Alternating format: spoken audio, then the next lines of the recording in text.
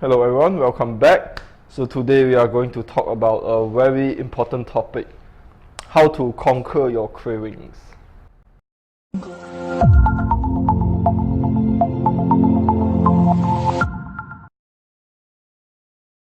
I'm sure everyone has experienced this before.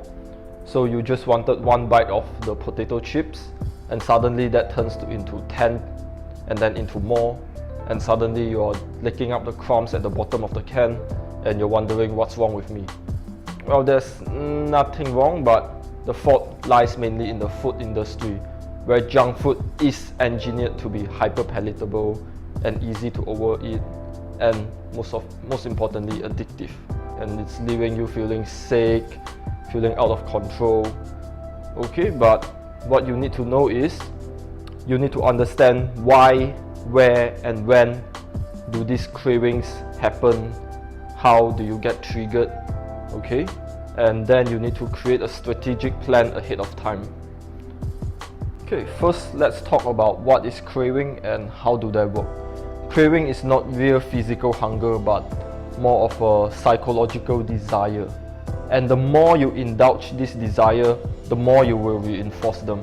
This will create a continuous craving cycle. Okay, and how does this cycle work? First, you get an urge, the craving for a certain food. And if you give in to the craving, the desire, meaning you eat that food when your brain tells you it wants it, then what you are doing is you are rewarding your brain. And when you do this, your brain will release dopamine, which is a hormone that causes you to feel relaxed, happy, and a high. That is actually, dopamine is what you get when you take drugs as well. So this is something that gives you the feeling of pleasure, and so this will reinforce the cycle. So this creates a continuous feedback loop. So it reinforces the next and the next. So this will just snowball. And so the more you reward your brain, the more often your brain will ask for such cravings, for such food. And this will stimulate your brain, and over time the cravings get stronger and more often. Okay, the first step and key to conquering your cravings is you need to be aware of them.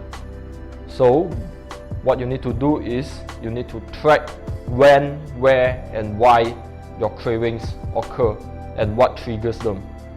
So after you know what triggers your craving, you can adjust your environment and habits to disrupt the cycle. Remember the cycle that I said before? That's the one that you need to disrupt. So let's start with a simple exercise. So every time, it's more of a mental exercise. So every time you get a craving, I want you to write down in very specific, what are you craving? What food? Number two, you want to write down where are you? Are you at work? Are you somewhere else outside the restaurant? Or what are you doing at that moment? Are you working, reading, watching the TV? And third, how do you feel when you had the craving? Are you feeling tired or dizzy, tense, anxious? And your emotions at that moment as well. Were you bored, angry, sad? And of course, lastly, who are you with? This needs to be very specific as well. Search colleague, that person, this person, write down their names. Because certain times when you hang out with certain people, you get exposed to certain different environments that might trigger your craving as well. So every time you get a craving, write down all of this. What, where, why, how you feel, who you are with, what were you thinking, okay? And then I need you to do this for at least 2 weeks. After that, you will notice that a pattern will emerge. There is always a pattern to how you get a craving. And from there on, we can start to implement the strategies that will slowly change your mindset so that you can conquer your cravings. So now, after knowing what triggers your craving, you can disrupt the cycle. So the first strategy, after you realize that what you are having is a craving and not a physical hunger, what you can do, method number one, is just go do something else that doesn't involve chewing. Okay, so that does not involve you eating. There's plenty other things that you can do. Just walk away from the fridge, walk away from the pantry, go do your work, find something to do, listen to music, do your hobby, play a musical instrument, read a book, learn something new, chat with a friend. Okay, there are plenty other things that you can do, and you notice that just do it, ignore the craving for a bit, and in a while the craving will go away. This is because craving is psychological. You must know this, and they are not physical. Okay, method number 3, you have to gain a new perspective. In fact, healthy individuals can go on for days without food, provided you stay hydrated. But that doesn't mean you have to go for days without food. But you can try a little experiment where you go without food for 24 hours. A 24-hour fasting trial.